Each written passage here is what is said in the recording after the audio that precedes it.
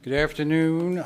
I'm David Ferrier, the Archivist of the United States, and it's a pleasure to welcome you to the William G. McGowan Theater here at the National Archives today. Whether you're here in the theater with us or joining us through our Facebook or YouTube channels, and a special welcome to our C-SPAN audience. Before we hear from Dr. Jeremy Brown about his new book, Influenza, the 100-Year Hunt to Cure the Deadliest Disease in History, I'd like to tell you about two other programs happening this month in the McGowan Theater. On Friday, March 8th at noon, Tina Cassidy will talk about her new book, Mr. President, How Long Must We Wait?, which explores the complex relationship between notable suffragist Alice Paul and President Woodrow Wilson. And on Monday, March 18th at noon, Jessie Morgan Owens tells the story of a photograph that transformed history in her book, Girl in Black and White, the story of Mary Mildred Williams and the abolition movement. Check our website at archives.gov or sign up at the table outside the theater to get email updates. You'll also find information about other National Archives programs and activities. And another way to get more involved with the National Archives is to become a member of the National Archives Foundation. The foundation supports our education and outreach activities. Visit its website, archivesfoundation.org, to learn more about the foundation and how to join online. Last November, we marked the centennial of the end of World War I. In November 1918, the people of combatant nations felt relief that the years of warfare and death were over. Yet another threat to life was reaching across those nations into homes and schools and hospitals, the flu. The influenza pandemic of 1918 killed more people worldwide than were killed in combat during the war.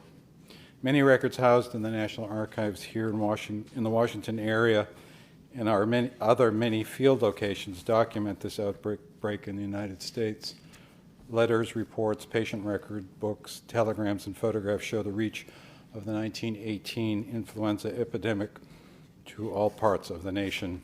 These records open a window onto the world of 101 years ago and show us the human and societal costs of the pandemic. They allow us not only to look back at that time, but perhaps also to look ahead, as the information they contain may help guide present-day inquiries and increase our understanding of the disease. Dr. Jeremy Brown is an emergency physician and was the research director in the Department of Emergency Medicine at the George Washington University here in D.C. He is now director of the Office of Emergency Care Research at the National Institutes of Health. Dr. Brown is the author of more than 30 peer-reviewed articles and 3 books, including the Oxford American Handbook of Emergency Medicine and a handbook on cardiology emergencies. He's recently received an NIH Director's Award for his efforts supporting research in non-addicting methods of pain relief. Jacob Apple, writing in the New York Journal of Books, says, Brown is clearly a man who knows the flu, not just the physiology and virus or the epidemiology of the illness, but countless fascinating and fun facts about the scourge. And William Bynum, writing in the Wall Street Journal, highlights Brown's emergency room experience. In Influenza, he builds effectively on his clinical and scientific career, making the virus itself central to its story. He weaves history and contemporary virology and clinical practice together. Although his story is a somber one, Dr. Brown's account is punctuated by some humor and much avuncular advice, like the best time to visit an emergency room, for instance. Ladies and gentlemen, please welcome Dr. Jeremy Brown.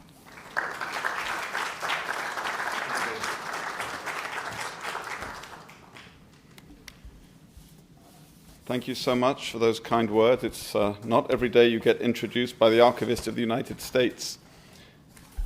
So we're here to talk about influenza and the plague that struck us 100 years ago resonates all the way through till today. As you mentioned, more people were killed in the influenza virus than in the wars. 50 to 100 million people worldwide. Here in the United States, 675,000 deaths, civilian deaths. And of the 116,000 combat casualties, US combat casualties killed in World War I, over half actually died from disease, and that was, the majority of that was influenza. It's a sobering thought to think that if you take those statistics and multiply them out by the current population of the United States, those 675,000 deaths would turn out to be about 3 million deaths in today's numbers. So put that into perspective and think what that would be like to live through such a thing. You know, another way of thinking about it was to put the cause of this, and we're going to come back to this, but back in 1918, there was no known cause. Viruses had actually not been discovered yet. So people were dropping from this disease called influenza, but nobody really knew what it was from. And we're going to return to some of the thoughts that were behind this. I think about that, and I think about the 1980 outbreak of HIV, which was incredibly frightening. And yet we knew that it had to be a virus. It took us 3 years to identify it, but at least we knew what we suspected, that we had a culprit right away. Back in 1918, they had literally had no idea. And one other thing to put this into perspective, as you all know, we're sadly living through an epidemic of a very different kind today. It's the opioid epidemic, which has claimed so many deaths in this country. The news over the last couple of years was actually that the death rate is so high that it has dropped the average life expectancy in the US.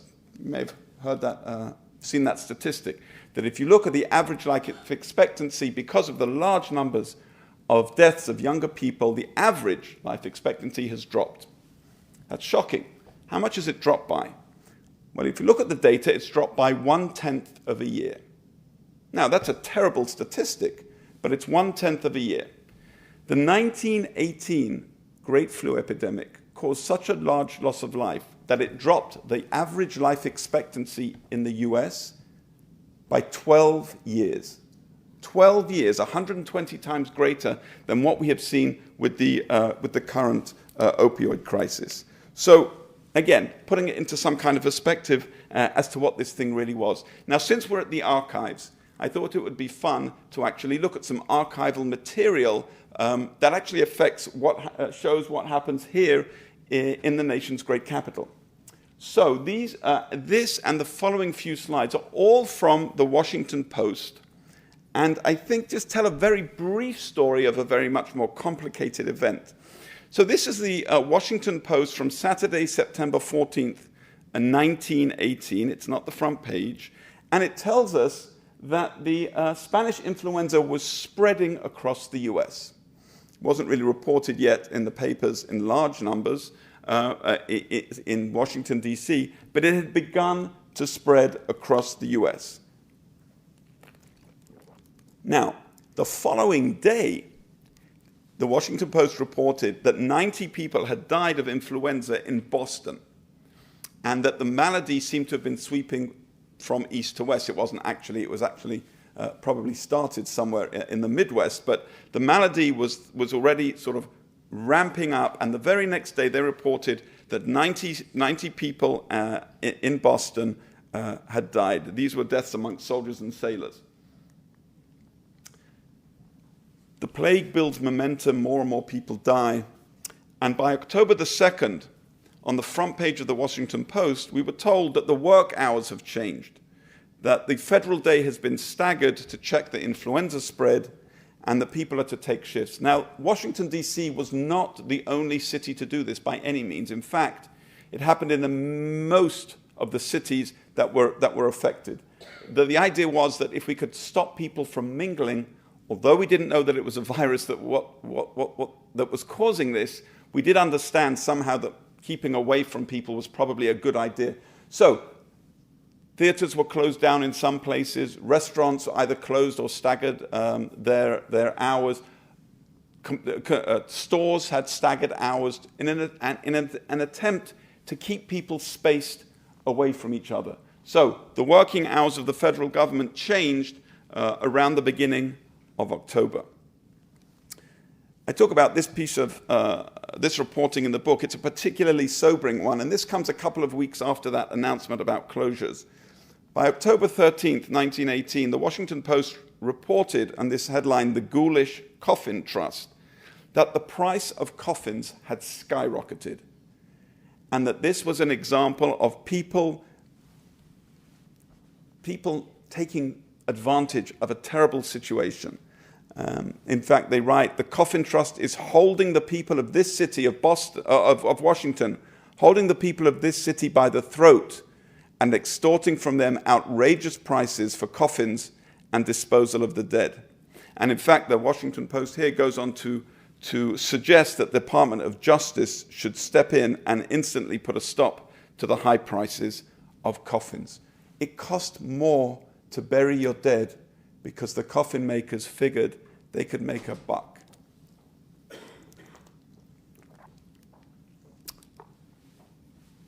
By the middle of October here in Washington, 91 more people had died in a short amount of time, and it was suggested that the crest is now in sight. That was actually quite hopeful. There was no evidence of that, but it was hoped that perhaps we're nearing the end of it. Throughout the epidemic, both here and nationally, people, of course, had various remedies. And this is an example of a remedy that actually played throughout the fall and winter of 1918. And we're going to come back and talk about this, but I want you to remember these words. This is a remedy called Laxativebromo quinine. And it contains a laxative. We'll come back to that. It's thought to be very, very helpful in cases of influenza. And quinine, which is a pill, a medicine that until fairly recently was the go-to medicine for malaria.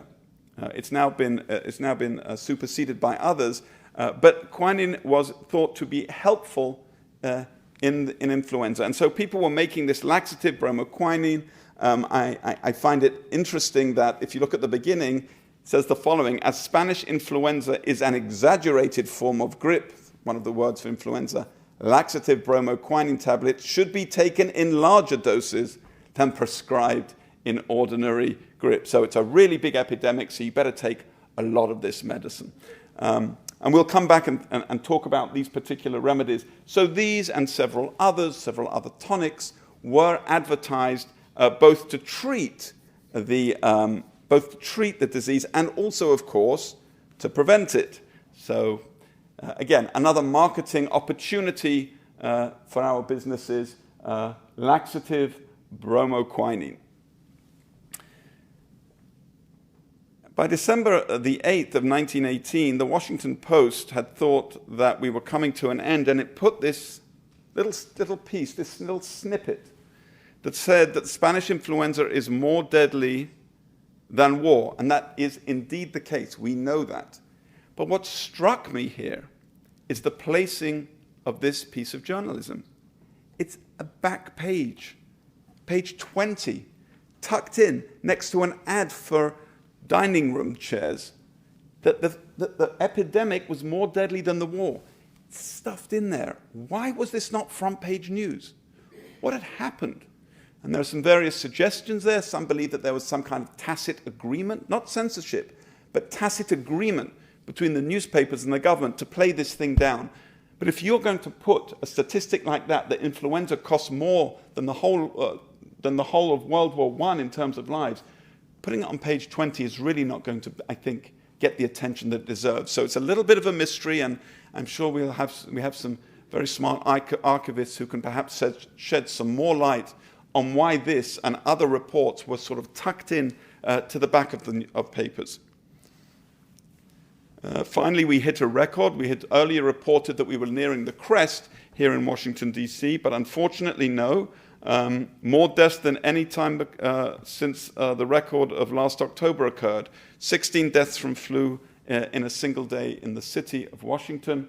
Again, this was also tucked away near the real estate and legal recordings. So again, it was reported, it wasn't hidden, but you'd have to sort of look for this to really understand what was going on. And the final slide I want to share with you of reporting from the Washington Post was on exactly this day, March the 5th, 1919, exactly a century ago. Exactly 100 years ago today. This was a small report that was in the Washington Post that cited 2 Washington boys who volunteered to go up to Boston and to take part in some experiments that were trying to understand the cause and the methods of transmission. During the recent influenza epidemic, we read, men voluntarily submitted to experiments for doctors, there's a typo there, naval doctors in determining the cause and method of transmission of the disease and preventative, I guess that's meant to be preventative measures. Now that's really quite another remarkable side of this story, that people would volunteer to be involved in research on this very deadly epidemic that was not understood, and for which there was no cure other than the bromo laxative quinine tablets, which I don't think people really looked forward to cure them. So I think an example of everyday heroism, of people putting their own lives to some degree on the line in order to try and understand what was actually going on, what was this terrible disease. So these are just a few examples from the Washington Post that tell us a little bit about what happened here in Washington, D.C. Now I'm just going to switch. I'm going to just switch here to a second slideshow, and this one will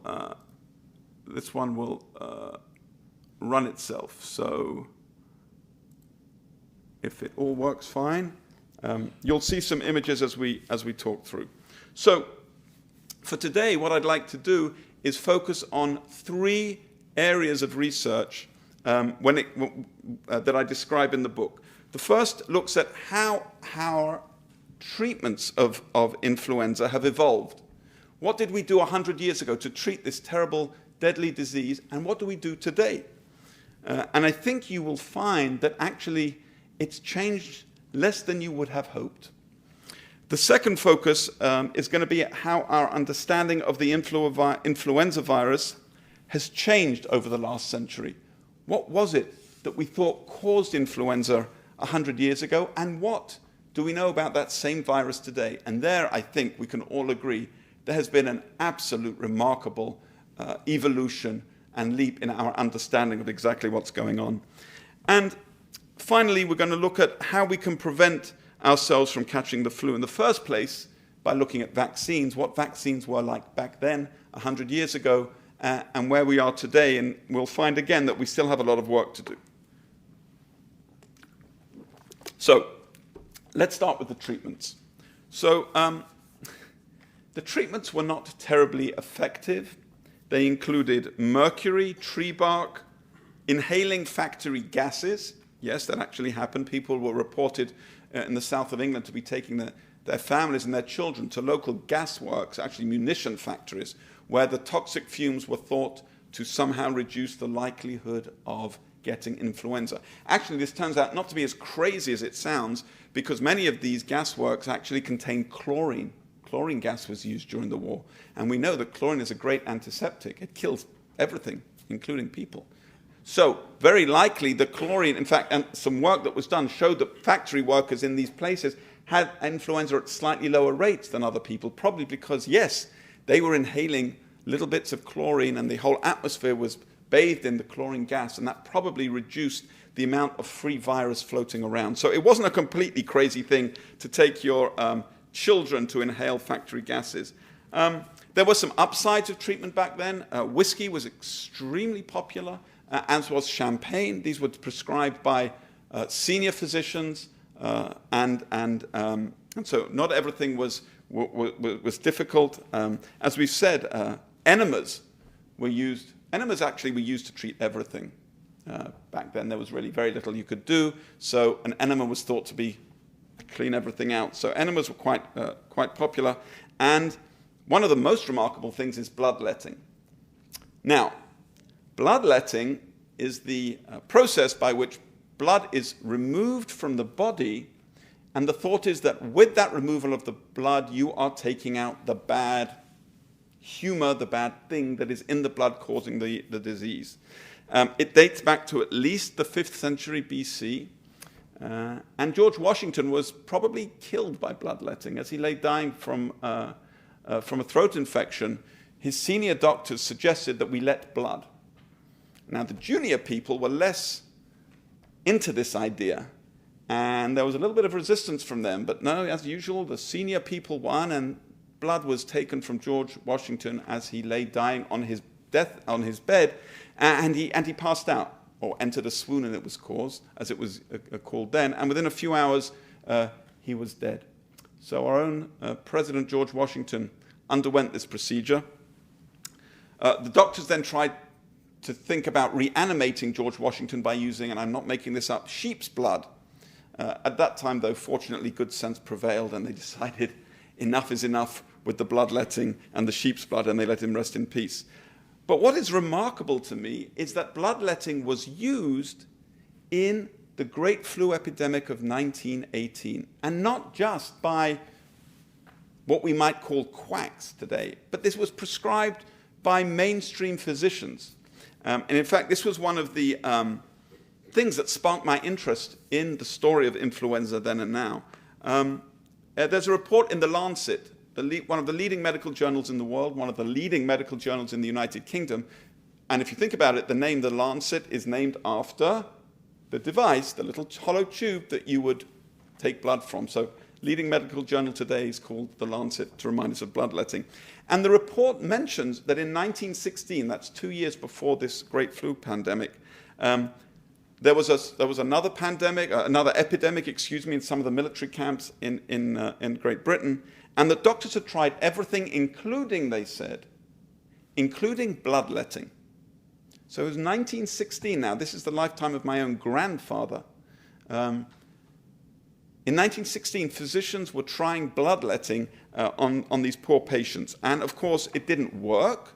But the physician said, it didn't work, but we think that it didn't work because we tried it too late.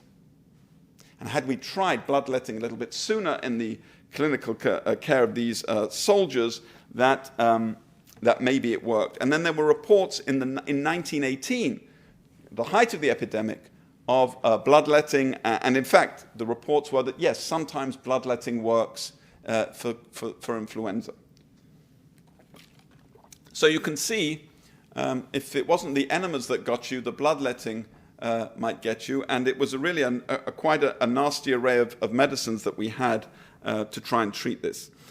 We saw earlier an ad for a concoction that contained quinine. We've said it was a useful drug for malaria, but useless as a treatment for flu. Because it's a useful drug in malaria, it reduces the fever cycle. And the idea here was, well, if quinine reduces fevers in malaria, then it will reduce fevers in influenza. Obviously, two quite different mechanisms of disease, but that was the thought process behind it. But of course, a completely useless drug and, incidentally, dangerous in inappropriate doses. As I've said, everyone was prescribed enemas. And one of my favorite discoveries when I was researching the book was from a published paper from, I think, the grandchildren of a patient who had influenza, not in 1918, but in 1936. So 18 years, almost 2 decades after the great influenza pandemic, the family had preserved the nursing records of grandfather, found them in the attic, and actually published them. And I'm going to read a little bit, a passage that describes what this person went through. So, over a period of 3 weeks, he was treated with a punishing battery of balms: mustard plaster, a home remedy rubbed on the skin, aspirin for fevers, codeine for cough, phenolphthalein, a cancer-causing laxative, cough medicine, camphorated oil, 7 enemas, 7, rectal tubes, don't ask, milk of magnesia, another laxative, God help him, urotropine, a bladder antiseptic, and tincture of benzoin. These were all administered to this patient in 1936, and actually in the paper that was published, you can see the arrows along the timeline where all these various things were given. the patient received at least 5 prescribed doses of whiskey, so there is at least that, and 14 doses of castor oil. Actually, his 7 enemas may have been medically necessary because he was given at least 39 doses of codeine, which suppresses coughing but also causes constipation. So, that's what life was like when you had influenza back 100 years ago or so. What about today? How do we do today? Well, for the vast majority of us, influenza is a little bit of an inconvenience. It's not life-threatening, and it's something that we generally deal with at home. Our friends or our family come round, give us some hot soup. We have a couple of days in bed, and usually that's it. But of course, some of us end up in the emergency department. And over my time as an emergency physician, I got to treat many, possibly hundreds, who knows, maybe thousands of patients with influenza over the many years. And there we have things that we didn't have 100 years ago, right? We have an emergency department. We have blood tests that can tell us what's happening. We have x-rays so that we can actually get a real good look at the lungs and see if there's any evidence of secondary pneumonia or even primary pneumonia. We can give people intravenous fluids. Sorry. We can give people intravenous fluids and treat them in that way. And, of course, we have antibiotics today. Now, let's be very clear. Antibiotics should not be given to patients with influenza. They do not work. We all know this, even though they're prescribed unnecessarily often, even today. They don't work. But they do work to help treat the secondary infections, the pneumonias, the bacterial pneumonias that come as a result of the primary viral influenza. And we have those antibiotics today. They were not available. They were really not available till the early 30s. And it's a remarkable thing that today we believe that the majority of deaths that occurred in the Great Flu epidemic were caused by secondary pneumonias that we would be able to treat today. So that's good news. We also have other medications to treat fevers, not quinine. We have medications like aspirin or Motrin or Tylenol. But I came across a very interesting study that suggests that perhaps we shouldn't be giving medications for people's fevers quite as often as we do. This was a study out of McMaster University in Canada. And they looked at a modeling. And they said, what happens if you give tens of thousands of people with the flu some medicine to reduce their fever? Well, many of them will feel better quicker, right? Because having a high fever and shivers and shakes and chills, that's miserable. They'll feel better quicker until they'll get out of bed quicker. And what will happen? They'll come downstairs and cough over their friends and their children and go to work and cough over them. And the suggestion from this group at McMaster University, and listen to this, was that by treating a fever for patients in, let's say, the emergency department, you might increase transmission rates by about 1%. And given the enormity of this disease, they suggested that you might actually get an additional 500 deaths per year in the United States as a result of treating people's fevers.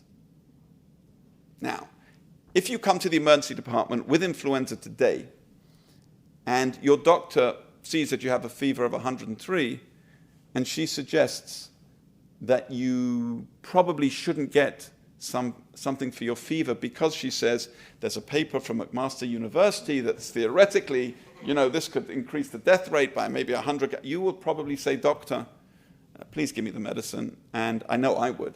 And I know I've prescribed and probably would continue to prescribe something for people's fevers in the presence of influenza. But there is at least this kind of other way of thinking globally about what we're doing locally and how that might affect transmission and spread.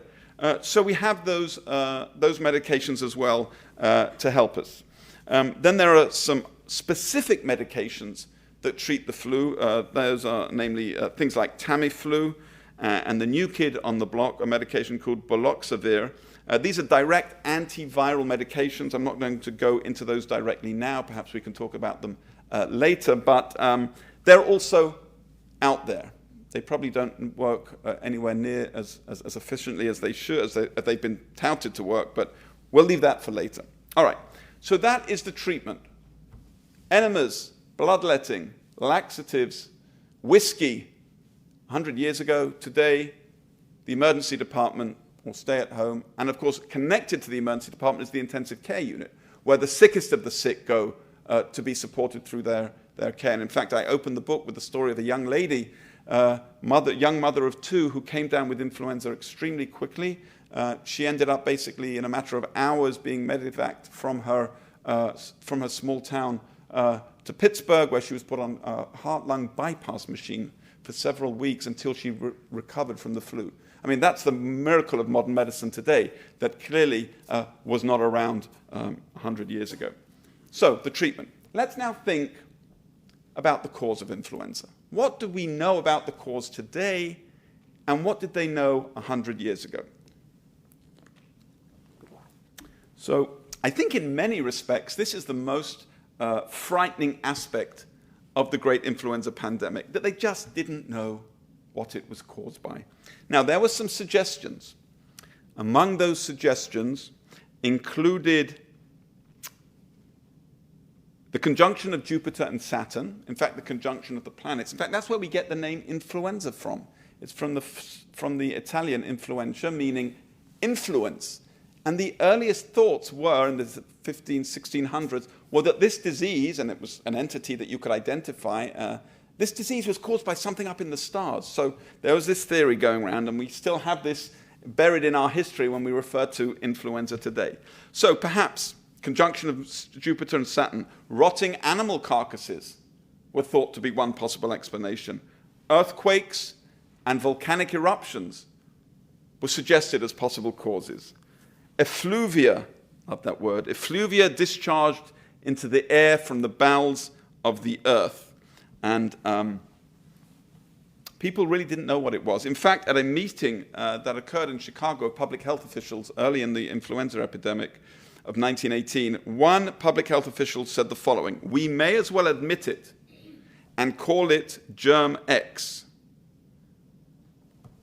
We have no idea, said the leading public health officials. We don't know what causes it and where we are. Now, an example of a cause that was really not a cause was a discovery in 1892 in Berlin by some microbiologists, and they found a bacterium on the lung samples of people who had died from the flu.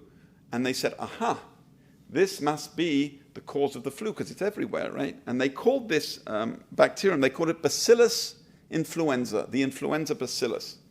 The problem was that it was not the cause of the disease, it was a secondary pathogen that was found. It was a secondary bacteria. And that thought that they found the bacteria, and it turned out not to be correct, that happened in several different instances in the history of flu. The bacillus was later changed its name. It was called not Bacillus influenza, but Haemophilus influenza. And some of you may have heard of Haemophilus influenza. It's a nasty bug. Fortunately, we now have very good vaccines against Haemophilus. But for many years, I had no idea as a physician, why am I looking or treating this person with what we call H-flu? This has nothing to do with the flu. Well, it turns out that 100 years ago, it was thought to have been the cause of the flu, and it was inappropriately named. One of the historians, Alfred Crosby, one of the historians of the Great Flu, called this discovery of Bacillus influenza an authoritative sign pointing in the wrong direction. So, so that was Bacillus influenza, a secondary pathogen.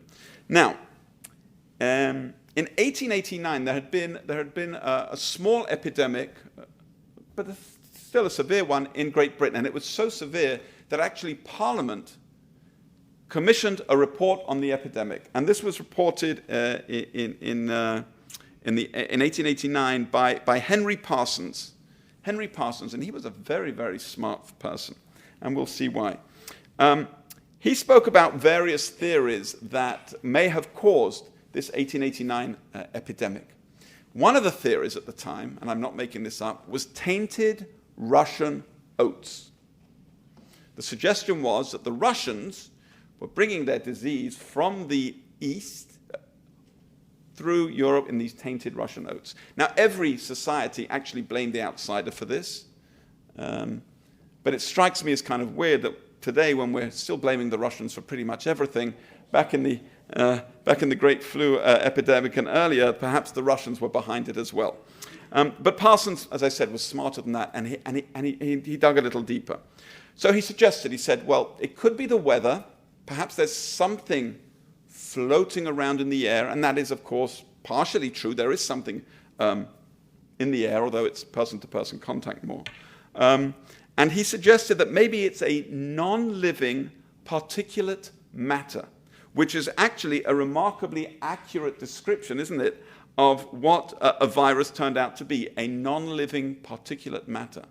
So it was a little prescient there in describing the possible cause of the flu. So it could be Russian tainted oats, it could be a poison in midair. Then he suggested, well, what if it's a person-to-person contact? It's not spread by oats or volcanoes or stuff in the air, but one person gives it to another. And here I think Henry Parsons really showed the right way for us to think about things. He said, let's get some data if it's person-to-person contact. So what he did was he looked at the illness rates on the British railway system, and he compared the rates of the engineers who were feeding the steam engines, the coal, who worked outside but far away from people, and he compared those influenza rates, how many people reported sick from that group of workers, he compared those to the rates of influenza among the clerks inside who were selling the tickets. And of course, they are inside, so they're not exposed to the outside, but they're in constant contact with people.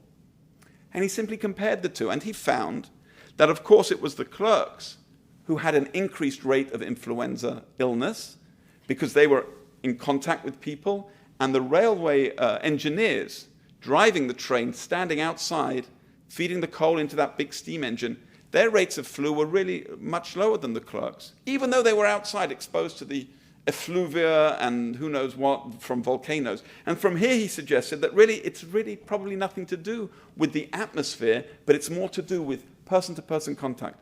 So from a simple look at some records, this guy Parsons figured out that probably we're onto something in the person-to-person sphere. And then he said the following. He also suggested that perhaps animals have something to do with it, and here he was really on the money. He suggested that perhaps birds or horses or dogs had something to do with the spread, and he goes into this in some detail in his report. And of course, we know today that birds are intimately related to the spread of influenza and new strains. So back in 1889, Henry Parsons, I think, was really onto something when he discussed the possibility that birds were involved. So there's an example, I think, of people trying to think this through in a fairly logical way and almost coming to the right conclusion. Now, today, of course, we know what causes influenza. There is no doubt. It's a viral particle, which is many, many times smaller than a bacterium. We were able to take photomicrographs of this when the electron microscope was developed and able to be used around 1839. And so we have pictures of the influenza virus, pictures and diagrams. In fact, scientists today know that the genetic code of the influenza virus, how its 8 viral genes work together, what its viral coat looks like, the proteins on that viral coat, what those proteins do, and how they make us sick. And so the degree of advances, I think, from this suggestion that it's something in oats to something that we can see and identify and know a lot about is really, I think, a remarkable example of the progression of science for over a century. Now we can identify the viral particle down to its genetic makeup, its genetic construction. So in that respect, I think we've come a long way in understanding the cause of the disease. Which brings us to the last part now, which is the way that we've changed in terms of vaccines and prevention.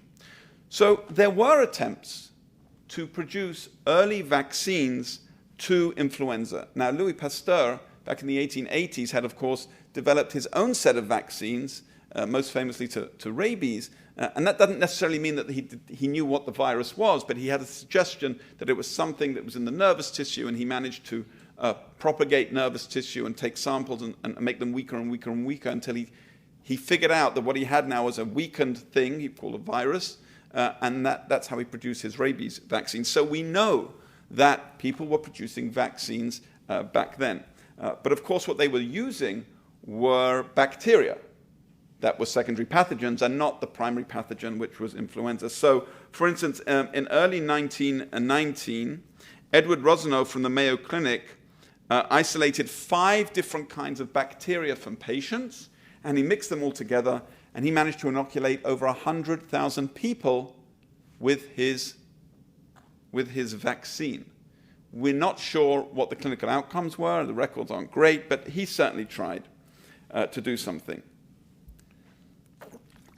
Now, in Boston, at the Tufts Medical College, Dr. Timothy Leary made a vaccine. Now, he made a blended vaccine using the strains from the Chelsea Hospital, the Chelsea Naval Hospital, a nurse's nose from the Carney Hospital, and the infected wards of Camp Devens, not far from Boston. And he made a concoction and gave them to people. And actually, his vaccine ended up being sent to San Francisco, where 18,000 people were inoculated with his vaccine. So that's Dr. Timothy Leary. And in case you're wondering, yes, the answer is it is the same Dr. Timothy Leary. In fact, this is the uncle of the famous Dr. Timothy Leary in Boston, he who wanted us to turn on, tune in, and drop out. It's his uncle who created this attempt at a vaccine 100 years ago. So that's attempts at vaccines back then. What do we do today? What do we have today? Well, we do have vaccines against the flu. Many of us in this room will take them every year. Those of us who are involved in healthcare will have to get the flu vaccine. It makes sense for us to try and prevent the transmission. But it's really not a very good vaccine. I mean, if you think about it, right? Mumps, measles, rubella, polio, you get them once or twice as a kid, and you're done, right? You're done. You're finished. That's it. You're good to go. You won't get the disease ever.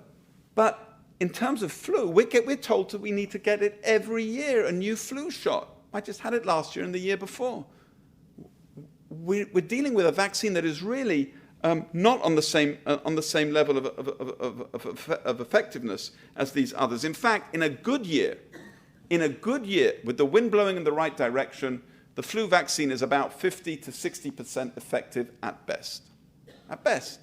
Last flu season, it was less than that. It was in the 20 to 30% range. So why is this? Right? Why is this flu vaccine so hard to create? And the answer is that we have this hollow ball that creates that contains the 8 genes of the flu virus, and it makes these proteins on the surface, and it's against those proteins that the vaccine is created. The problem is that flu is such a good disguiser, a master of disguise, that it changes the makeup of those surface proteins very, very quickly. Very, very quickly. And it mutates from one kind to another. So that when we think we've figured out what kind of flu is going to be around with species A, well, it turns out that species A then sort of mutates and the vaccine is no longer effective against species A. Oh, and by the way, we didn't realize that species B and C were actually going to be the ones, so we didn't include those in the vaccine, and therefore you weren't vaccinated against those. Which is the reason, incidentally, the reason that some of us get the flu vaccine and we end up with the flu, right? It's not because the vaccine didn't work against that particular strain, but because there were either other strains that we weren't vaccinated against, or because the original strain changed its surface structure just that bit, so that it was like changing an overcoat from a brown overcoat to a black overcoat, and the immune system didn't recognize it. And that's what's going on with the flu vaccine. It stays one step ahead of us all the time. And it's a similar story with HIV, right? The promise of an HIV vaccine was we'd have it within a year or two, so we were told in 1980. Still not there. These viruses are very clever at changing their surface and at hiding from the immune system. And so we still don't have a good influenza vaccine. The way we make the vaccine, incidentally, is we have about 120 or so laboratories across the world run by the World Health Organization. They look at samples that are sent to their lab and try and figure out exactly the kind of flu species that is prevalent. We look at Australia and what they had in their most recent influenza outbreak, because it's their, in their winter is our summer, and we try and figure that out. And incidentally, they do the same for us. So they look at see what happened in the northern hemisphere and adjust themselves for the oncoming flu season in the summer. And then doctors make the best educated guess they can. And they say, well, based on the evidence that we have, the most likely species are going to be this and this and this, and we're going to make the vaccine. And to this day, much of the vaccine is produced using eggs. The vaccine is very hard to grow, so it's actually grown on eggs, which is the same thing that was used a century ago. There is some vaccine that is made using cell technology, and that allows us to have a vaccine that is not created on eggs. But still, those are simply the methods that we have today that are left over from us 100 years ago. So the majority of the vaccine is still, to this day, has something to do with eggs and needing to be grown on that medium. So in many respects, we're really at the beginning of the fight here against influenza by preventing it and creating a vaccine. Now, while that is all true and it's not a very effective vaccine, we must remember that in certain groups, in certain age groups, it's extremely important to get the vaccine. The high-risk people, right?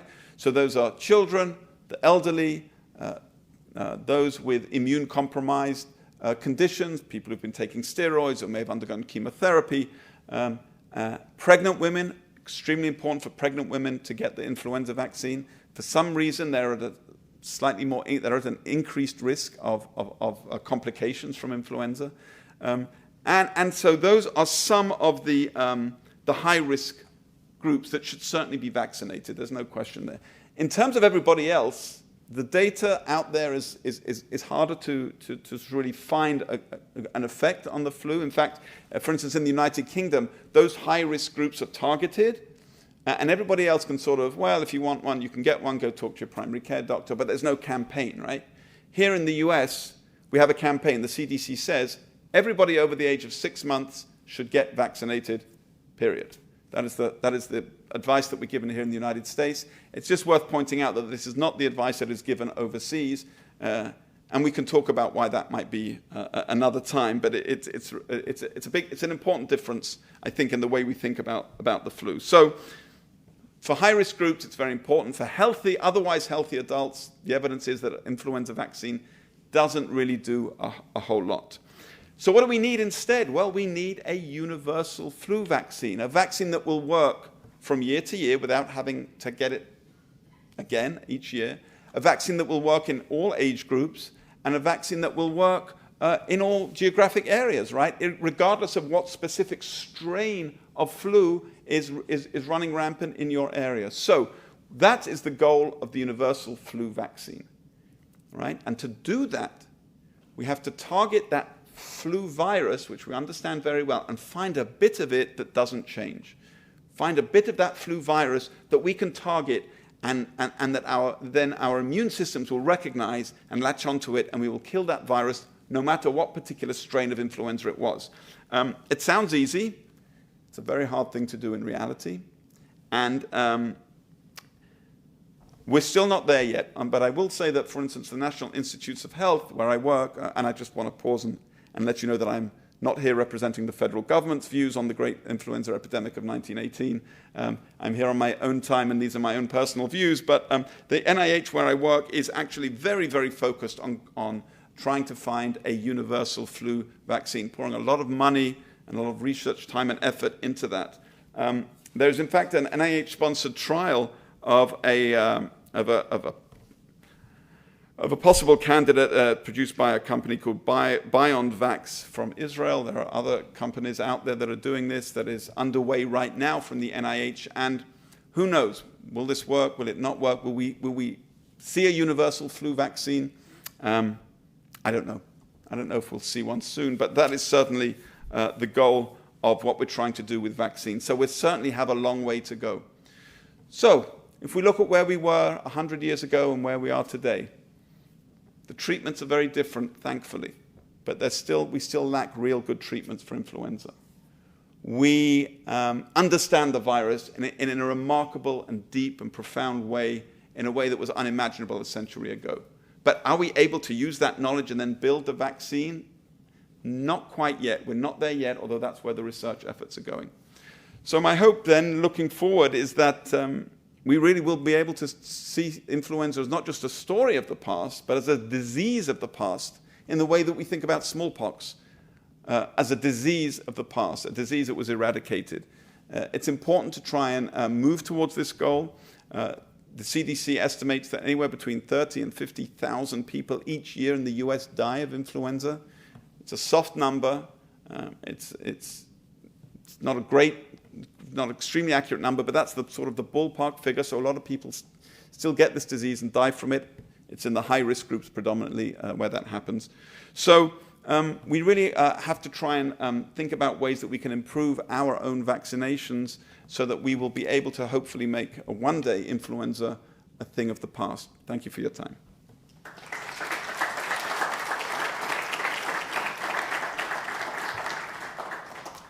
Any questions? Be happy to take them, sir. Thank you. Somebody made a lot of money with face masks back then, and we see those today. And in this culture, we don't see them as commonly as we see in Asia, where they wear them when they get a cold or don't want to give a cold to somebody else.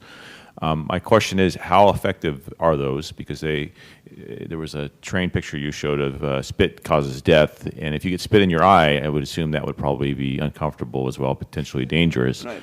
Can you talk about that perspective in regards to the filtering, and is it just a comfort on all of ours and back then to use masks, or is this a reality of something that can help prevent spreading of that? Sure, that's a wonderful question. Thank you.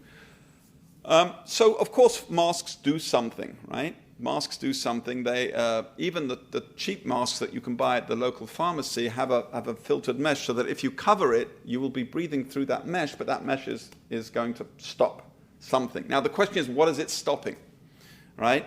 It might be stopping your secretions if you cough and the mask catches literally the sputum that you're coughing out.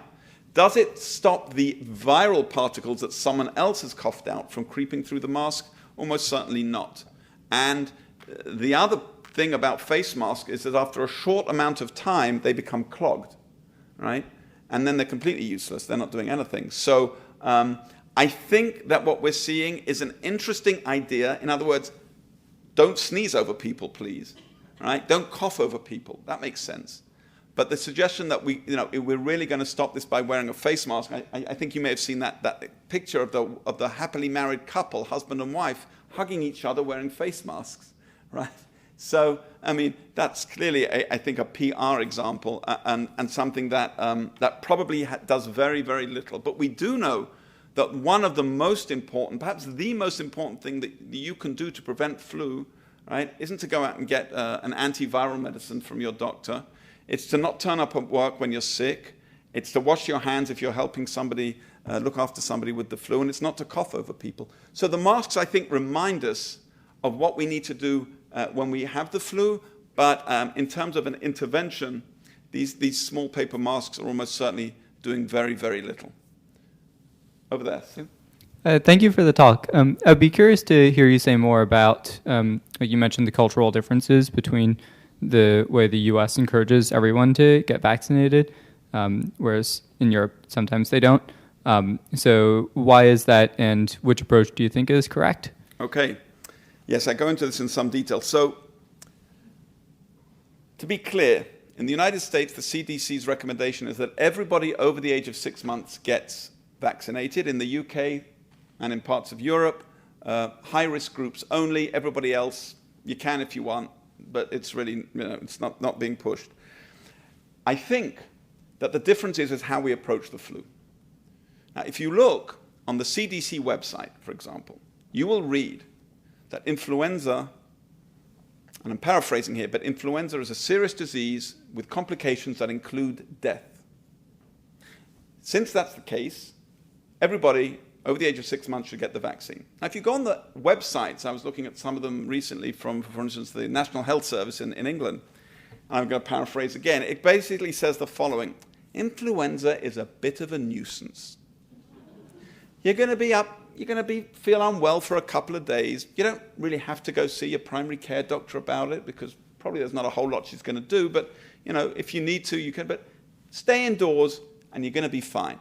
That is basically what the National Health Service view of influenza is. And if you have these two very different approaches to describing a disease, it's a potentially dangerous disease that can kill you versus it's a bit of a nuisance, but you'll be all right, right?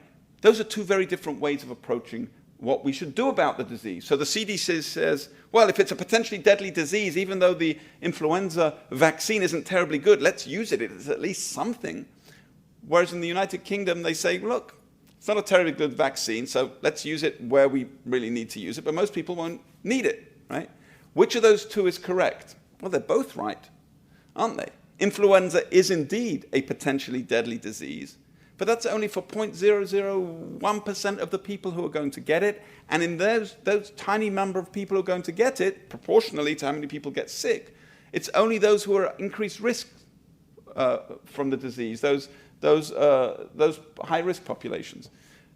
And the United Kingdom's approach, it's a bit of a nuisance, but that's about it. That's also correct. So which of these two messages drives us is going to decide, I think, how we respond to the vaccine. And we have decided in the United States, the CDC has decided that this is the best public health approach. I think the data, as far as I read them, and this is purely a personal observation, the data really is that in high-risk groups, people should get it. It's still not terribly effective, but it does something. But in everybody else, so let's talk about that group as the young, healthy, middle-aged adults, probably does very, very little. Probably does very, very little. And yet, as you know, beginning of August, you will see signs in your pharmacy saying, we're ready to give the flu vaccine here. Come and get it. We'll give you a coupon. Or something like that. So, two very different approaches. Is that a potentially deadly disease? Is a bit of a nuisance, and that I think drives how we look at the vaccine. And of course, I think this is a bit of a larger discussion, which the question is, well, if it kind of works, we should use it, right? That seems to be the approach of many aspects of the American health system. If it works, put it out there, right? Even though it might not work terribly well, even though there are problems with it, it works, get it out there. In the United Kingdom, they're much more circumspect. In fact, I talked to the chief medical officer of the UK vaccine program, who's the person who sort of leads the discussion, and he said in the United Kingdom, they think about things beyond how well the vaccine works. They include things like, does it make sense economically to do this? And if you add up the numbers, he said, it just doesn't make sense economically to have a big campaign for healthy adults to get the influenza vaccine when so few of them proportionally are going to end up getting sick and taking time off work. So we'll just leave it at that. There's a very different approach to these in the two different cultures, separated by a pond. Yes, sir.